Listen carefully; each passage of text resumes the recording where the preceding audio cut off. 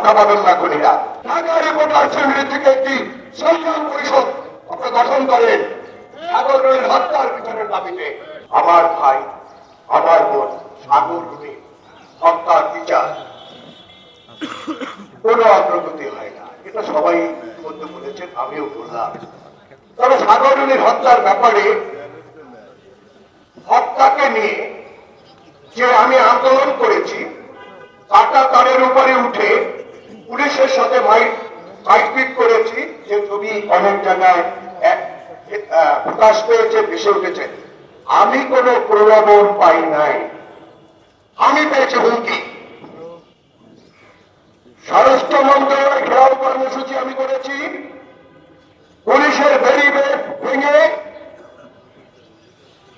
ঢাকা সাংবাদিক ইউনিয়ন এবং ফেডারেল সাংবাদিক ইউনিয়নের ব্যানার চুরি করে টেনে নিয়ে স্বরাষ্ট্র মন্ত্রণালয়ে ঘেটে গিয়েছি, স্বরাষ্ট্র মন্ত্রণালয়ের দরজায় লাথি মেরেছি।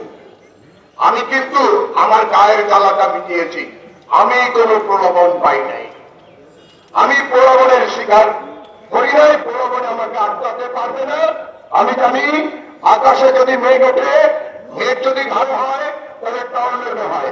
আপনারা ভালো করে জানেন সাগর রুনির ছেলের নাম মেঘ। মেঘ কিন্তু অনেক বড় হয়েছে, কথা পাবেন না খুনিরা। বর্তমান সরকারকে আমার অনেক বন্ধুরা ধন্যবাদ জানিয়েছেন, আমিও ধন্যবাদ জানাই। তারা মামলাকে গুরুত্বের সাথে নিয়েছে। গুরুত্বের সাথে নিচ্ছেন কেন? সবই তো তদন্ত কমিটির হাতে যে তদন্ত করতে সেখানে আছে। আরে ধরেন না, ধৈর্য বলা বিগত সরকারের সময় ওই খুনিরা তাদের আসুক কারো সম্বন্ধী ছিল, আপনারা লজ্জা ধরতে পারেন নাই। আপনাদের তো কেউ ভাসুর এবং ননদ এবং সম্বন্ধী নয়। একটু ধরুন, তৃপ্তি পাবো। জানি না মানুষ একবার মনে যে কোনো সময় চলে যেতে পারে।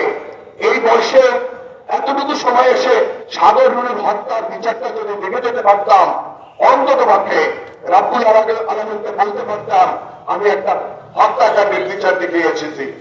কারণ সাগর রুনির বাসায় যখন গিয়েছিলাম মৃত্যুর পরে খবর পেয়ে সে বিবর্ষ লাশ দেখেছি। যারা না দেখছেন তারা বুঝবেন না। আমি বর্তমান কমিটি, আমার সিনেট সভাপতি এবং আমি বলেছি বিপ্লবী সভাপতি, আমি বলেছি সেক্রেটারি, পরীক্ষিত সেক্রেটারি সহেল, আমার সিনেট, তারা আপোষ করতে জানে না। তারা কিন্তু কাউকে রক্ষা করতে জানে না। তারা কিন্তু নিয়মতান্ত্রিক ভাবে চলে, কারণ তদন্ত করা এবং বিপ্লবী। আমি একটু প্রস্তাব রেখে যাচ্ছি, এর আগে আমি প্রস্তাব রেখেছি, কাজ হয় নাই। এই সাগর রুনির হত্যার বিচারের জন্য এখান থেকে প্রেস ক্লাবের সামনে আমার সাংবাদিক বন্ধুরা যখন গেছে, বিল হয়েছিল 1 লাখ টাকা দেবী ট্যাক্সি।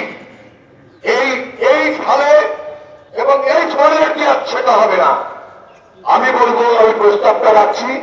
অনেক কথা বলতে চেয়েছিলাম কিন্তু ছোট করতে বলছি, আমি ছোটটা করি। মাননীয় সভাপতি, আপনি মাননীয়, আপনি অনেক বিজ্ঞ, মাননীয় সাধারণ সম্পাদক, আপনি অনেক বুদ্ধিমান, মেধাবী। আপনার প্রতি, আপনার মেধা এবং আপনার কর্মকাণ্ডের প্রতি শ্রদ্ধা রেখে বলছি, আপনারা প্রতি বছর এই সময় এখানে সমাবেশ না করে অন্তত প্রতি বছর একটা কর্মসূচি রাখে। সেই কর্মসূচিটা হলো ঢাকা রিপোর্টার ফ্যামিলি থেকে একটি সংগ্রাম পরিষদ আপনারা গঠন করেন সাগর রুনির হত্যার বিচারের দাবিতে। এই দাবিটা আমি বলেছিলাম কি বলে হাসিব কমিটি ও সময়, কিন্তু তারা বলেছে হ্যাঁ কমিটি করানো, কমিটি করে নাই। আমার বিশ্বাস আবু চালে আতন এবং আমার ছেলের ছোট ভাই সাধারণ সম্পাদক, আপনারা একটি সংগ্রাম কমিটি করেন, নিয়মতান্ত্রিক ভাবে প্রতিদিন প্রতি মাসে একটি বছর আপনারা আন্দোলন অব্যাহত রাখেন। এই বর্তমান সরকারের হাতে কাছে এবং হাতে অনেক ক্ষমতা আছে। আমি মাননীয় প্রধান উপদেষ্টা আপনার হস্তক্ষেপ কামনা করছি।